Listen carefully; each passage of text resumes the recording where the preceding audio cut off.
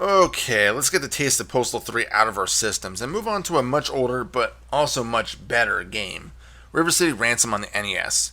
It's a fantastic game that can be easy or challenging depending on how you attack it, but either way I'm going to explain why it's one of the best beat 'em ups ever created. The play is one of two characters, Alex or Ryan, who are apparently playing hooky when their school is taken over by Slick and his ruthless gang of thugs. Even worse, Ryan's girlfriend is one of the hostages at the school. It's now up to Alex and Ryan to beat up their opponents to get to River City High and save the city from any further damage Slick may do. Both characters play the same, and if you have a friend, yes, it's co-op friendly, which honestly makes the game that much more fun. Sadly, due to the quarantine and stuff, I couldn't get anyone to play with me. At least, not right now, but that's okay, I still had fun. You simply need to traverse the mostly linear town, beating up any gang members that approach you and try to survive. For a beat 'em up, there's a lot to cover for the game, so we'll start with the controls. It's standard NES stuff for fighting games. A punches, B kicks, and pressing both together has your character jump. The start button brings up the menu, and pressing select flips between showing your health or your currency. Money is very important in River City Ransom, as it's how you level up your hero. See, the game features a heavy RPG mechanic in which there are several stats that will help you survive the tougher fights. As you drop your opponents, coins will pop out of their unconscious bodies.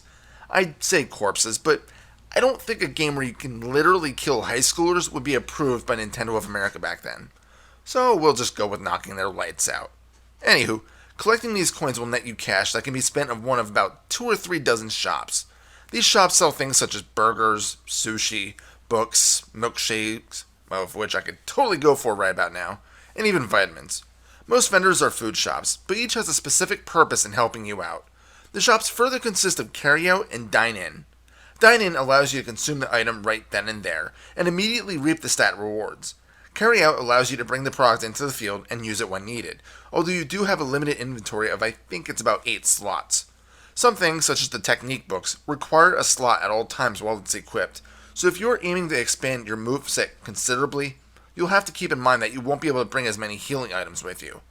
Anyway, these items will usually increase your current health, your maximum health, and other stats, such as defense, willpower, punching or kicking strength, and so on. It's a fairly in-depth system, but there's a catch. Once you know which items bring you the best benefits, you'll probably just keep buying that and ignore everything else.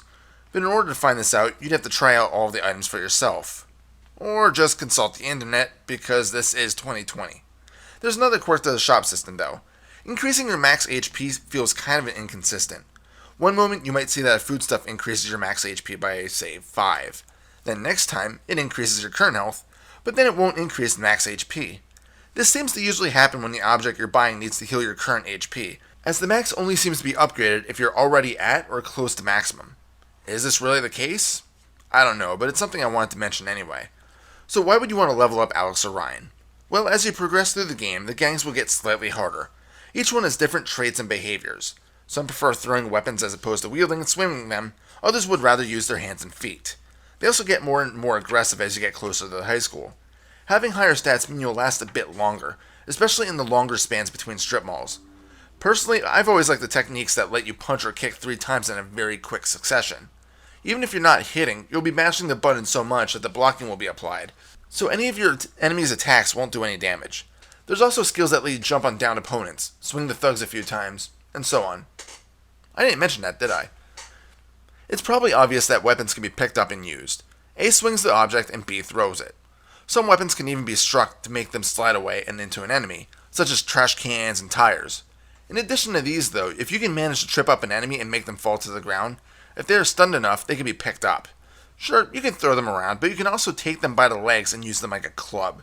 This wasn't something you normally saw in beat-em-up games in the day, and still not something you often see nowadays. It was so strange, but the mechanic works so well in practice. Can you imagine the thought processes on the enemies with this? I'm gonna beat your ass! Look out! Holy crap! You might think that the game is easy as rushing to the high school, opening the door, and continue taking names, but you'll find out that the doors are locked. So how do you get into the high school? Well, the whole goal is to take down all of Slick's lieutenants. They're scattered throughout River City, and each defeated boss will give you an idea on where you need to go next. Until you defeat every boss character, the gates will not open. If you forget where to go, you're usually a bit out of luck.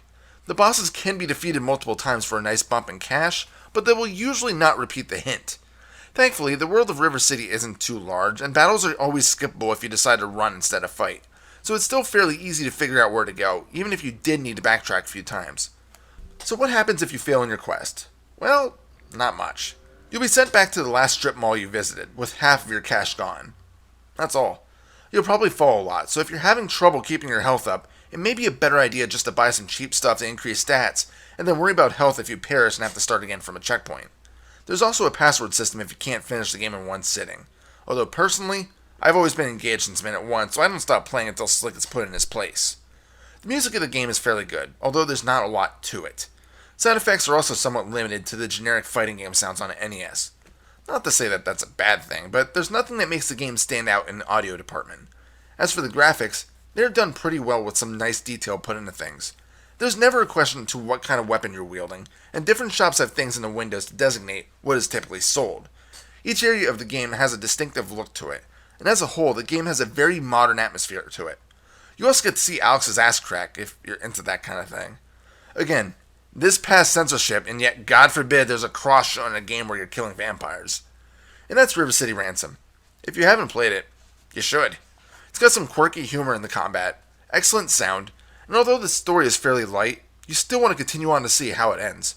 It feels like this could be a cool video game based movie if done right, and I want to know where a sequel is. Then again, according to Wikipedia, Arc System Works owns Technos' old games, and apparently there's a River City Girls game that I just now found out about. So although I'm going to have to check that out, I'm pretty sure I'm going to want more. I'll be keeping an eye on you, Arc System Works. Final score? 7 out of 7. This is Reaper. Happy fragging.